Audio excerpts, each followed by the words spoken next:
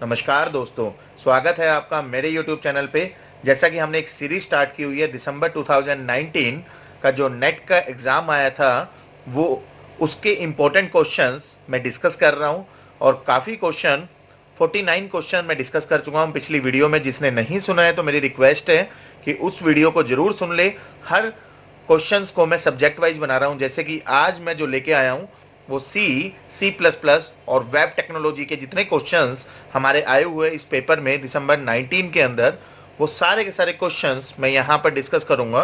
बहुत ही अच्छे क्वेश्चन हैं क्योंकि सारे के सारे लॉजिकल हैं, जिसमें आपको कंसेप्ट को समझना है। तो प्लीज़ यहाँ पर आप लाइक के साथ साथ सब्सक्राइब भी करिए, जिससे आपको आगे की जो भी वीडियो है वो आपको टाइमली मिलते रहे। तो देखते हैं, पहला क्वेश्चन है अकॉर्डिंग टू सीरीज 49 क्वेश्चन हम डिस्कस कर चुके हैं। तो 50th क्वेश्चन है ये, जिसमें सी लैंग्वेज के ऊपर क्वेश्चन आया हुआ था। तो सी लैंग्वेज के अंदर बहुत ही अच्छा कंसेप्ट इसने पूछा हुआ है। लूपिंग के अंदर आउटपुट पूछी हुई है, तो कैसे हम इसको एग्जीक्यूट करेंगे। देखिए 3 वेरिएबल यहाँ पर यूज करे हैं, आई, जे एंड एक्स। तो एक वेरिएबल आई लेंगे, एक वेरिएबल हम जे लेंगे और एक वेरिएबल है हमारा एक्स। एक्स इनिशियली क्या है, इनिशियलाइज किया हुआ है 0। ठीक है जी। अब देखिए यहां पर 2 लूप लगाए हुए हैं। पहला लूप क्या कह रहा है, i equal to 0, I less than 5 plus plus I.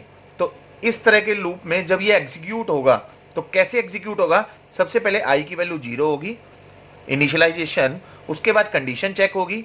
तो कंडीशन यहां पर क्या है, i लेस देन 5। तो 0 is less than 5, condition true है। ट्रू होने के बाद कहां पर जाएगा ये, नेक्स्ट स्टेटमेंट पर। तो नेक्स्ट स्टेटमेंट पर फिर लूप लगा हुआ है। ये कब तक चलता जाएगा, जब तक कंडीशन फॉल्स नहीं होगी। ठीक है जी।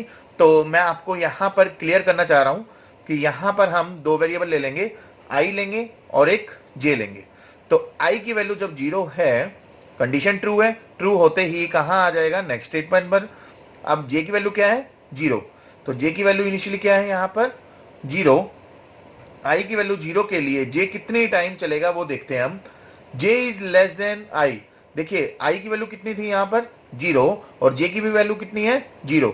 तो 0 is less than 0, condition false. False होते ही ये एक भी टाइम नहीं चलेगा। मैंने क्रॉस लगा दिया है। क्रॉस का मतलब है आई की वैल्यू 0 के लिए जे कितनी टाइम चलेगा, एक भी टाइम नहीं चलेगा, क्योंकि कंडीशन फॉल्स है। फॉल्स होते ही वापिस कहां आ जाएगा, देखिए अब इंक्रीमेंट या डिक्रीमेंट वाला पार्ट एग्जीक्यूट होगा। तो इंक्रीमेंट हो रहा है यहां पर, तो आई की वैल्यू अब क्या हो जाएगी, 1। ठीक है जी। 1 होते ही कंडीशन चेक होगी, कंडीशन ट्रू, नेक्स्ट स्टेटमेंट पर आएगा। जे की वैल्यू क्या है यहां पर, 0। हमेशा ध्यान रखना, क्योंकि ये इनर लूप है, हमेशा 0 से स्टार्ट होगा। ठीक है। तो जे की वैल्यू क्या होगी, 0। 0 is less then 1, condition true. तो एग्जीक्यूट होगा, एग्जीक्यूट होने के बाद ये स्टेटमेंट एग्जीक्यूट होगी। अब देखिए यहां पर मेन फोकस जो आपको करना है, स्टेटमेंट एग्जीक्यूट होने के बाद यहां पर ब्रेक स्टेटमेंट लगाया हुआ है। ब्रेक स्टेटमेंट यहां पर यूज किया हुआ है। ब्रेक का मतलब क्या होता है कि जैसे ही एग्जीक्यूट करेगा, एग्जीक्यूट करते ही आउट ऑफ द लूप चला जाएगा। आउट ऑफ द लूप का मतलब है कंडीशन ट्रू है या कुछ भी है तो ये लूप से बाहर निकाल देगा। लूप से बाहर निकालने का मतलब है ये वाला जो लूप है वो फॉल्स, मतलब ये वाले लूप से बाहर निकलते ही कहां चला जाएगा, इस वाले लूप में चला जाएगा। समझ में आ रही है बात। तो मैं आपको ये समझाना चाह रहा हूं, जो शॉर्टकट ट्रिक है इस क्वेश्चन को सॉल्व करने का, वो क्या है कि आई की वैल्यू 1 है, जे की वैल्यू 0 के लिए एग्जीक्यूट होगा। अब जैसे ही जे की वैल्यू 1 होगी, 1 नहीं होगी यहां पर। क्यों नहीं होगी, क्योंकि ये ब्रेक स्टेटमेंट आने से एक बार लूप चलेगा, उसके बाद ये लूप नहीं चलेगा। क्यों नहीं चलेगा, क्योंकि ब्रेक स्टेटमेंट है। ठीक है जी। तो 0 के लिए एग्जीक्यूट होगा। अब आई की वापिस यहां पर आ जाएगा, कर्सर कहां जाएगा, यहां पर चला जाएगा। ब्रेक होने की वजह से, यहां पर ब्रेक था, इसकी वजह से कहां चला गया, ये आउट ऑफ द लूप। और लूप से बाहर का मतलब है दूसरे लूप पे चला जाएगा। ये समझ में आ रही है बात, वेरी गुड। तो आई की वैल्यू अब क्या हो जाएगी, अगेन 2 हो जाएगा। फिर जे की वैल्यू 0 से स्टार्ट होगा, 0 इज लेस देन 2, बिल्कुल है, कंडीशन ट्रू। कंडीशन ट्रू होते ही फिर ब्रेक आ गया। ठीक है। ब्रेक आते ही ये 1 और 2 के लिए एग्जीक्यूट नहीं करेगा, ये सिर्फ किसके लिए एग्जीक्यूट करेगा, जे की वैल्यू 0 के लिए एग्जीक्यूट होगा। अभी मैं आंसर कैसे आएगा वो मैं समझाऊंगा। पहले अभी मैं लूपिंग का मेथड समझा रहा हूं, कैसे लूप वर्क कर रहा है यहां पर। ठीक है जी। अब वापिस लूप वहां चला जाएगा तो आई की वैल्यू इंक्रीमेंट होगी, आई की वैल्यू कितनी हो गई 3, आई की वैल्यू 3 होने के बाद जे की वैल्यू 0 से स्टार्ट होगा, 0 इज लेस देन 3, बिल्कुल 0 इज लेस देन 3 है तो कंडीशन ट्रू, ट्रू होते ही एग्जीक्यूट होगा, एग्जीक्यूट होते ही ब्रेक, ब्रेक का मतलब है वापिस यहां पर लूप चला जाएगा, आई की वैल्यू अब क्या हो जाएगी 4, कंडीशन ट्रू, जे की वैल्यू 0 के लिए एग्जीक्यूट होगा, ये 0 0 के लिए एग्जीक्यूट होता जा रहा है, 0 0 का मतलब है वन टाइम एग्जीक्यूट होता जा रहा है, आई की वैल्यू सिंगल के लिए जे जो है वो सिंगल टाइम एग्जीक्यूट हो रहा है, that is the meaning of this one. ठीक है जी। अब जे की वैल्यू 0 के लिए एग्जीक्यूट हुआ, एग्जीक्यूट होते ही फिर ब्रेक आ गया, ब्रेक होते ही आउट ऑफ द लूप चला जाएगा, मतलब दूसरे लूप पे चला जाएगा ये कर्सर। तो यहां पर आई की वैल्यू कितनी होगी 5, 5 इज लेस देन 5, तो 5 के लिए एग्जीक्यूट नहीं होगा, तो आई कहां से कहां तक चलेगा 0 से 4, 0 के लिए जे जो है एक भी टाइम नहीं चला, ये है 0 टाइम, टाइम लिख रहा हूं मैं यहां पर, ठीक है, ये 0 का मतलब है वन टाइम, क्लियर, इस 0 का मतलब भी वन टाइम, इस 0 का मतलब भी वन टाइम और इस 0 का मतलब भी वन टाइम, वन टाइम का मतलब है ओनली वन टाइम एग्जीक्यूट होगा हर एक आई वैल्यू के लिए, क्लियर। तो अब आप समझ सकते हो इसको एक्सप्रेशन में कैसे हम चेक करेंगे, आई की वैल्यू 0 के लिए एक बार भी एग्जीक्यूट नहीं हुआ, अब आई की वैल्यू 1 हुई तो ये वन टाइम एग्जीक्यूट हुआ, वन टाइम एग्जीक्यूट होने का मतलब ये स्टेटमेंट एग्जीक्यूट होगी, ये स्टेटमेंट क्या कह रही है, अब देखिए x इक्वल टू, ये प्लस का मतलब क्या है मैं आपको क्लियर कर दूं, i प्लस इक्वल टू 1 लिखते हैं तो इसका मतलब क्या होता है i equal to I plus 1, that is equivalent to this one, ठीक है। सेम एयर यहां पर x plus equal to something लिखा हुआ है तो यहां क्या आ जाएगा x equal to X plus something is i plus J minus 1, clear. तो यहां पर जब i की वैल्यू 1 है, j इक्वल टू 0 के लिए एग्जीक्यूट होगा, एग्जीक्यूट होने का मतलब ये स्टेटमेंट एग्जीक्यूट होगी, और स्टेटमेंट x की वैल्यू क्या है यहां पर 0 प्लस i की वैल्यू क्या है, देखिए i की वैल्यू यहां पर, i की वैल्यू यहां आप देख सकते हो, ये वाला पोर्शन में एग्जीक्यूट कर रहा हूं, i की वैल्यू कितनी है 1 प्लस j की वैल्यू कितनी है 0 माइनस 1, क्लियर। तो यहां पर आप देख सकते हो 1 से 1 कैंसिल हो गया तो x की वैल्यू क्या आ गई 0, तो x की वैल्यू अगेन 0 अपडेट हो गए 0 ही आ गई, समझ में आ रही है बात। अब नेक्स्ट टाइम i की वैल्यू 2 है और j की वैल्यू 0 है, फिर ये एक्सप्रेशन एग्जीक्यूट होगा, एक्सप्रेशन एग्जीक्यूट होने का मतलब है x की value x plus I plus J minus 1, तो x की वैल्यू तो 0 ही है प्रीवियस वैल्यू, i की वैल्यू कितनी है यहाँ पर, अब ये वाला एक्सप्रेशन मैं एग्जीक्यूट कर रहा हूँ, i की वैल्यू 2 प्लस j की वैल्यू कितनी है 0 माइनस 1, तो x की वैल्यू कितनी आ गई, new value is x is 1, तो 0 से हटके यहाँ पर क्या आ जाएगा 1, क्लियर। अब i की वैल्यू कितनी है 3 और j की वैल्यू 0, इसके लिए एग्जीक्यूट होगा तो क्या आ जाएगा x equal to X plus I plus J minus 1, यही वाली स्टेटमेंट थी, तो x की वैल्यू कितनी है 1 प्लस i की वैल्यू 3 प्लस j की वैल्यू तो हमेशा 0 रहेगी, तो ये आ जाएगा 3 माइनस 1 इज 2, 2 प्लस 1 इज 3, तो x की वैल्यू कितनी आ गई 3, तो x 1 हटके यहाँ पर कितना आ जाएगा 3। तो होपफुली आपको समझ में आ रहा होगा कैसे ये एग्जीक्यूट हो रहा है, बहुत इजी वे में मैं क्वेश्चन को सॉल्व कर रहा हूँ, बहुत ही अच्छा क्वेश्चन ये एग्जाम में आया हुआ है, नेट एग्जाम में। लास्ट है i की वैल्यू 4 है और x equal to X plus I plus J minus 1, तो x की वैल्यू कितनी है 3 प्लस i की वैल्यू 4 प्लस j की वैल्यू तो हमेशा 0 रहेगी, तो आप देख सकते हो 3 प्लस 4 माइनस 1 इज 3, तो x की वैल्यू फाइनली वैल्यू कितनी आ गई 6, तो x की वैल्यू आ गई 6, तो यहाँ पर फाइनल वैल्यू पूछी हुई है प्रिंट एफ x, ये एग्जीक्यूट होने के बाद इतने टाइम एग्जीक्यूट होगा, एग्जीक्यूट होने के बाद प्रिंट एफ x किया हुआ है, तो x की वैल्यू कितनी आ रही है यहाँ पर 6, तो रिजल्ट आ जाएगा आपका first option, very first option is the correct answer for this question. तो इस टाइप से क्वेश्चंस हमारे आए हुए हैं एग्जाम के अंदर, बहुत ही अच्छे अच्छे क्वेश्चन सी लैंग्वेज के आए हुए हैं, जैसे दूसरा क्वेश्चन आया हुआ है यहाँ पर सी लैंग्वेज से रिलेटेड, तो सेकंड क्वेश्चन जो ये है इसके अंदर देखते हैं कैसे हम ऑपरेट करेंगे। देखिए लीगल स्टेटमेंट यहाँ पर पूछी हुई है, तो लीगल स्टेटमेंट का मतलब है जो चीज वैलिड है, ठीक है जी। अब देखिए यहाँ पर देखिए पॉइंटर लिखा हुआ है, स्टार p का मतलब होता है पॉइंटर, p जो है वो किस टाइप का वेरिएबल है, पॉइंटर टाइप का वेरिएबल है। यहाँ पर क्या असाइन किया हुआ है एड्रेस, एड्रेस किसका 44 का, 44 is what, 44 is the constant, और कांस्टेंट का कभी भी कोई भी एड्रेस नहीं होता। किसका एड्रेस होता है? वेरिएबल का एड्रेस होता है। तो that is not A valid statement, that is you can से इज द इनवैलिड, क्योंकि कभी भी वेरिएबल कांस्टेंट को के एड्रेस को हम पॉइंटर में असाइन नहीं करते। ठीक है जी, तो दैट इज इनवैलिड, तो मैं क्रॉस लगा रहा हूं। सेकंड है R. R is what? That is a variable. Variable का जो एड्रेस है that will be assign to the pointer P. तो ये बिल्कुल हमेशा हम ये वाला सिंटेक्स यूज करते हैं जब कभी भी किसी के पॉइंटर की डेफिनेशन ही यही है, pointer is a variable that will B hold the address of another variable. तो आर इज ए वेरिएबल, इसका एड्रेस को होल्ड करके रखेगा पी, तो that is the valid statement. ठीक है, तो ये हमारी वैलिड है। अब सी पार्ट देखते हैं, एड्रेस ऑफ ए। बिल्कुल address of A that will be assign to the pointer, but ये क्या हुआ? P is not a pointer, P is a simple variable. Simple variable में कभी भी आप एड्रेस को असाइन नहीं करते, that is the illegal statement, you can say invalid. ठीक है, ये ध्यान रखना, यहां पर A is a variable, variable का address will be assign to a simple variable, that is not a pointer variable. ठीक है, तो ये भी स्टेटमेंट हमारी इनवैलिड स्टेटमेंट है। ठीक है जी, अब देखिए A is a variable that will be assigned to the P is a variable, simple variable will be assigned to simple variable। हमेशा ध्यान रखना right hand side will be assigned to the left hand side। तो ये तो बहुत ही simple सी statement है।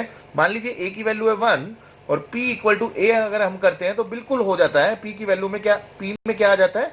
1। तो that is a valid statement. Simple variable that will be assigned to the simple variable, that is a valid statement according to the C language. तो B and D, इसने legal statement पूछी हुई है, legal मतलब valid statement कौन कौन सी है, तो करेक्ट ऑप्शन होगा आपका B and D. B and D कहाँ आया हुआ है? बी एंड डी सी में है हमारा, बी एंड डी आया हुआ है। तो B and D that is the correct statement according to this question. इस टाइप के क्वेश्चन, दो क्वेश्चन हमारे सी लैंग्वेज से रिलेटेड आए हुए थे। नेक्स्ट जो क्वेश्चन आए हुए हैं वो C++ से आए हुए हैं। तो नेक्स्ट क्वेश्चन हम डिस्कस करते हैं C++ से कौन कौन से क्वेश्चन हमारे आए हुए हैं। तो पहला क्वेश्चन है यहां पर, इसने पूछा है कौन कौन सी स्टेटमेंट। देखिए 4 स्टेटमेंट दी हुई है आपको C++ में, बहुत ही अच्छे से आपको क्वेश्चन को समझना है। तो यहां पर स्टेटमेंट पूछी हुई है कौन सी ट्रू स्टेटमेंट है। ध्यान रखना, क्वेश्चन को ध्यान से समझना है, क्योंकि जो नेट या गेट लेवल के क्वेश्चंस होते हैं वहां पर ये ट्रू फॉल्स का ही खेल होता है। ठीक है, तो यहां पर पूछा हुआ है ट्रू स्टेटमेंट कौन सी है। ठीक है जी, अब पहला स्टेटमेंट देखते हैं हम। Overloading gives the capability to an existing operator to operate on other data type. ये क्या कह रहा है कि आप देखिए, अगर मैं कोई भी ओवरलोड करता हूं एडिशन ऑपरेटर को, एडिशन ऑपरेटर को मैं ओवरलोड कर रहा हूं। ओवरलोड का मतलब क्या होता है? ओवरलोड का मतलब होता है कि मैं इंट टाइप का, करैक्टर टाइप का, फ्लोट टाइप का, किसी भी टाइप का मेरे को डाटा टाइप दी हुई है, क्या मैं ऑपरेट कर सकता हूं, ओवरलोड कर सकता हूं? ओवरलोडिंग के अंदर क्या कैपेबिलिटी होती है कि किसी भी ऑपरेटर को यूज करके अलग अलग डाटा टाइप पे मैं अप्लाई कर दूं? बिल्कुल, ये तो ओवरलोडिंग की फीचर ही यही होता है, कैपेबिलिटी यू कैन से। ओवरलोडिंग करते ही हम इसलिए है कि किसी ऑपरेटर को हम किसी भी डाटा टाइप के ऊपर हम अप्लाई कर सकते हैं। 2 इंटीजर को भी मैं ऐड कर सकता हूं, 2 कैरेक्टर को भी मैं ऐड कर सकता हूं, 2 फ्लोट वैल्यू को भी मैं एडिशन परफॉर्म कर सकता हूं। तो that is the capability of the overloading. तो that is the true statement. ये तो बिल्कुल करेक्ट स्टेटमेंट है। ठीक है जी, नेक्स्ट है इनहेरिटेंस। इनहेरिटेंस हम यूज करते हैं जैसे चाइल्ड पेरेंट चाइल्ड रिलेशनशिप होता है उप्स के अंदर, जो कि हम बोलते हैं ऑब्जेक्ट ओरिएंटेड प्रोग्रामिंग लैंग्वेज।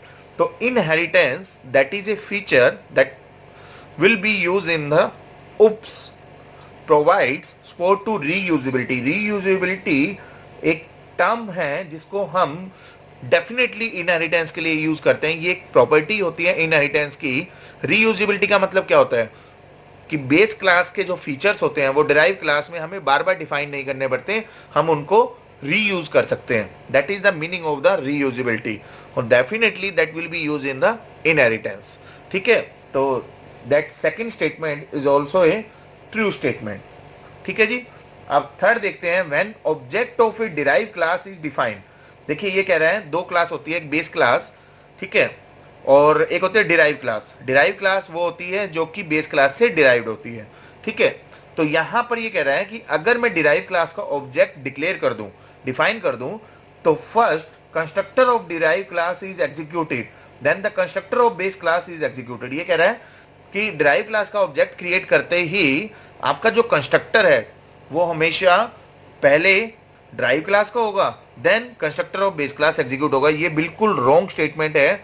आप डिराइव क्लास का ऑब्जेक्ट क्रिएट कर लो या किसी का भी ऑब्जेक्ट क्रिएट कर लो, हमेशा जो एग्जीक्यूशन होगा वो हमेशा बेस क्लास का कंस्ट्रक्टर पहले एग्जीक्यूट होगा, देन डिराइव क्लास का ऑब्जेक्ट सॉरी कंस्ट्रक्टर एग्जीक्यूट होगा।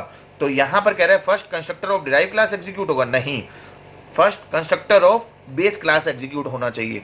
तो ये हमारी ट्रू स्टेटमेंट नहीं है, इनकरेक्ट है, या यू कैन से फॉल्स है, ठीक है जी, इनकरेक्ट या फॉल्स है, क्लियर। उसके बाद है overloading is a type of polymorphism, that is again A true statement. Overloading जो होता है वो टाइप होती है पॉलीमॉर्फिज्म। पॉलीमॉर्फिज्म का मतलब होता है many form, one name many form, ठीक है जी। तो दो टाइप के पॉलीमॉर्फिज्म होते हैं, एक होता है आपका कंपाइल टाइम और एक होता है रन टाइम। दो टाइप के आपके पॉलीमॉर्फिज्म होते हैं। कंपाइल टाइम फर्दर, एक तो फंक्शन ओवरलोडिंग होती है आपकी, फंक्शन ओवरलोडिंग, और एक होता है आपका ऑपरेटर ओवरलोडिंग, ठीक है जी। तो ये दो टाइप की आपकी ओवरलोडिंग होती है, किसमें, कंपाइल टाइम। और रन टाइम में होती है आपकी वर्चुअल फंक्शन, जो कि हम फंक्शन ओवरलोडिंग ही बोलते हैं, फंक्शन ओवरलोडिंग, ठीक है। और ये किसकी हेल्प से होती है, वर्चुअल फंक्शन की हेल्प से परफॉर्म होती है, ठीक है जी। तो overloading is a type of polymorphism. आप देख सकते हो function overloading, operator overloading, all these are the type of the polymorphism. तो that is a true statement. तो तीन ट्रू स्टेटमेंट है, ए बी एंड डी। तो ऑप्शन आपका कौन सा करेक्ट होगा यहां पर, A B and D. C option is the correct option for this question. तो इस टाइप के क्वेश्चंस हमारे एग्जाम में आए हुए हैं, बहुत ही इजी वे में हम क्वेश्चंस को करते जा रहे हैं, समझते जा रहे हैं। नेक्स्ट क्वेश्चन है हमारा C++ में जो क्वेश्चन आया हुआ है उसको देख लेते हैं। क्या क्वेश्चन आया हुआ है, ये भी बहुत ही अच्छा क्वेश्चन है। ये प्रॉपर्टी होती है हमारी base class, derive class, you can से इनहेरिटेंस के अंदर। तो उसमें एक्सेस मॉडिफायर हम यूज करते हैं। तो थोड़ा सा पहले मैं बता देता हूं एक्सेस मॉडिफायर कैसे हम यूज करते हैं इसके अंदर। तो देखिए एक्सेस मॉडिफायर के लिए आपके पास मान लीजिए तीन एक्सेस मॉडिफायर होते हैं, पब्लिक, प्राइवेट एंड प्रोटेक्टेड, ठीक है।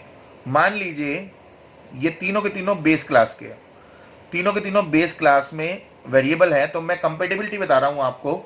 मान लीजिए डिराइव क्लास में आप पब्लिक डिक्लेयर करते हो, ये मैं डिराइव क्लास लिख रहा हूं यहां पर, ठीक है जी। तो ये बेस क्लास के मेंबर हैं, और यहां पर मान लीजिए डिराइव क्लास में मैंने सबसे पहले डिक्लेयर किया पब्लिक। तो वो किस किस को एक्सेस कर सकता है, बेस क्लास के। क्या पब्लिक को एक्सेस कर सकता है, पब्लिक डिराइव क्लास क्या पब्लिक के डाटा मेंबर को एक्सेस कर सकता है, बिल्कुल कर सकता है। प्राइवेट में कभी भी एक्सेस नहीं होता। अगर बेस क्लास में कोई प्राइवेट मेंबर है, चाहे वो फंक्शन है या वेरिएबल है, उसको डिराइव क्लास में अगर पब्लिक डिक्लेयर कर रखा है, क्या वो एक्सेस कर सकता है, नहीं कर सकता, ठीक है। तो ध्यान रखना, पब्लिक कभी भी एक्सेसिबल नहीं होता, चाहे वो पब्लिक हो, प्रोटेक्टेड हो या प्राइवेट हो, ठीक है। डिराइव क्लास में आप पब्लिक, प्रोटेक्टेड, प्राइवेट कुछ भी लिख लो, प्राइवेट मेंबर जो बेस क्लास के हैं उनको एक्सेस आप नहीं कर सकते हो, ठीक है जी। पब्लिक है, क्या वो प्रोटेक्टेड बेस क्लास के मेंबर को एक्सेस कर सकता है, बिल्कुल कर सकता है, ठीक है। तो यहां पर ये पब्लिक की तरह बिहेव करेगा और यहां पर ये प्रोटेक्टेड की तरह बिहेव करेगा, ठीक है जी। प्रोटेक्टेड मेंबर है, क्या वो पब्लिक को एक्सेस कर सकता है, protected member drive class public को एक्सेस कर सकता है, बिल्कुल कर सकता है। और वो किस एक्सेसिबिलिटी उसकी क्या रहेगी, प्रोटेक्टेड रहेगी। प्रोटेक्टेड को कर सकता है, बिल्कुल कर सकता है, और इसकी एक्सेसिबिलिटी रहेगी protected. Private member derive class में है, क्या वो पब्लिक को एक्सेस कर सकते हैं, बिल्कुल कर सकते हैं, और वो जो मेंबर रहेंगे वो प्राइवेट मेंबर रहेंगे डिराइव क्लास में, ठीक है। प्राइवेट मेंबर क्या प्रोटेक्टेड को एक्सेस कर सकते हैं, बिल्कुल कर सकते हैं, वो भी आपके प्राइवेट मेंबर ही रहेंगे।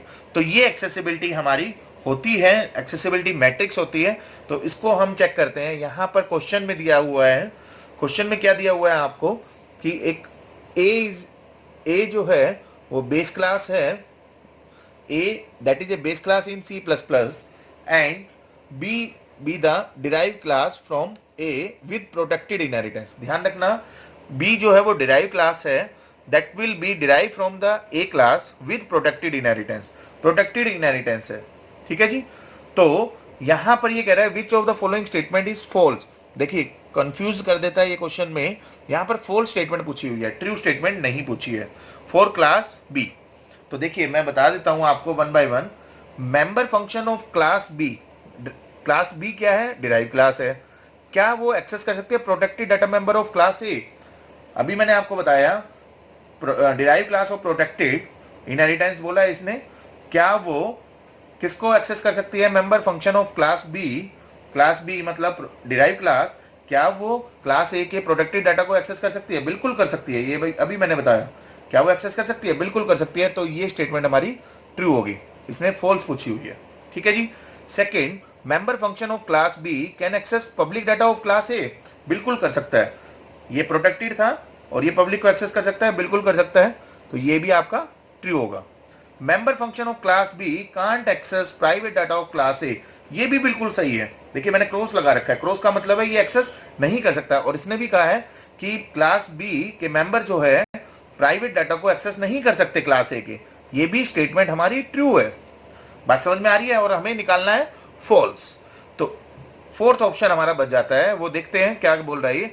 Object of derive class B can access public base class data. ध्यान रखना, जो ऑब्जेक्ट होता है डिराइव क्लास का, वो कभी भी बेस क्लास के, चाहे वो पब्लिक हो, चाहे वो प्रोटेक्टेड हो, चाहे वो प्राइवेट हो, तीनों में से किसी भी डायरेक्ट इनहेरिटेंस में कभी भी वो एक्सेस नहीं कर सकता। उसके लिए अलग फीचर उसको यूज करना पड़ेगा। ये डायरेक्ट मतलब ये प्रोटेक्टेड इनहेरिटेंस दिया हुआ है, तो इसमें कभी भी वो पब्लिक हो बेस क्लास का, या प्रोटेक्टेड हो या प्राइवेट हो, कभी भी उसको एक्सेस नहीं कर पाएगा ऑब्जेक्ट ऑफ डिराइव क्लास। तो ये स्टेटमेंट हमारी फॉल्स स्टेटमेंट है।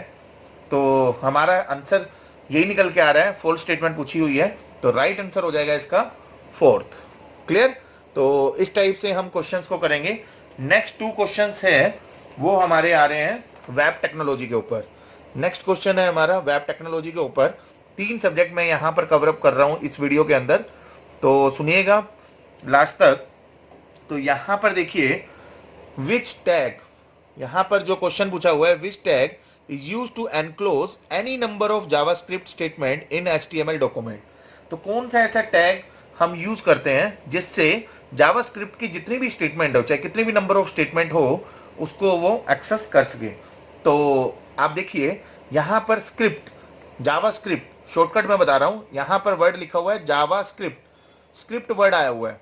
तो जावास्क्रिप्ट जो यूज होगा वो स्क्रिप्ट टैग के अंदर यूज होगा। इसको यूज कैसे करते हैं हम, स्क्रिप्ट यहां पर लिख देते हैं, ये सिंटेक्स होता है इसका, लैंग्वेज इक्वल टू जावास्क्रिप्ट, ठीक है, एंड यहां पर स्टेटमेंट यूज करते हैं और फाइनली इसको क्लोज कर देते हैं। क्लियर?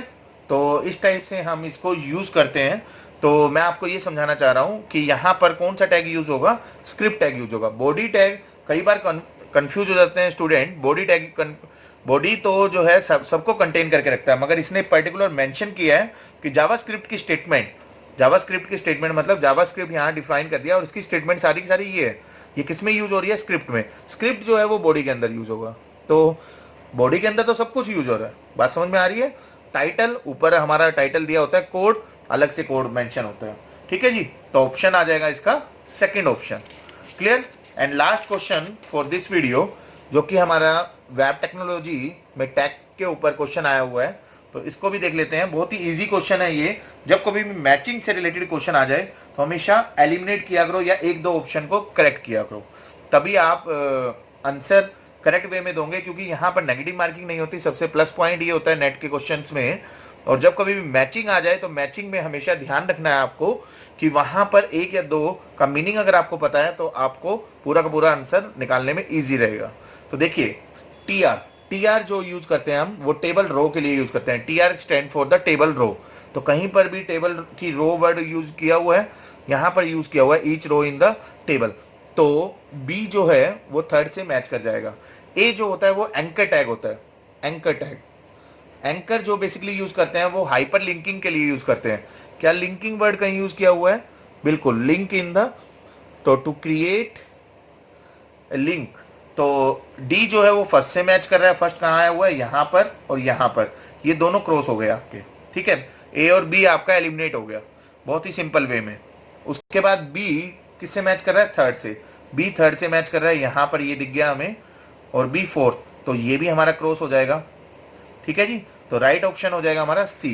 तो आप देख सकते हो ए फोर्थ। फ्रेम एट्रीब्यूट किस लिए यूज करते हैं हम? टेबल फ्रेमिंग के लिए। देखिए वर्ड आया हुआ है फ्रेम, तो हमेशा क्वेश्चन को इस तरह से चेक किया करो, फ्रेम यहाँ पर है, फ्रेम यहाँ पर है, तो ये इससे मैच करेगा। मैं तब बता रहा हूँ जब आपको कोई भी नॉलेज नहीं है, शॉर्टकट बता रहा हूँ कि आपको अगर स्कोर ज्यादा करना है नेट के अंदर, तो जहां पर ये शॉर्टकट मैच कर रहा है इस टाइप से, अगर नॉलेज नहीं है, फ्रेम यहाँ है, यहाँ पर भी फ्रेम वर्ड आया हुआ है, तो ए जो है वो किससे मैच कर रहा है? 4 से। बी थर्ड से, अभी हमने देखा। देखिए यहाँ पर वर्ड आया हुआ है अलाइन, वी अलाइन, तो वी का मतलब होता है वर्टिकल, अलाइन मतलब अलाइनमेंट। तो इस टाइप से भी आप चेक कर सकते हो। बहुत ही ईजी क्वेश्चन था ये, होपफुली आपको समझ में आया होगा। सारी ट्रिक, सब तरीका मैंने आपको समझाया है जो मेरी नॉलेज है। तो प्लीज लाइक, सब्सक्राइब, शेयर जरूर करिए। Thank you, thanks to all.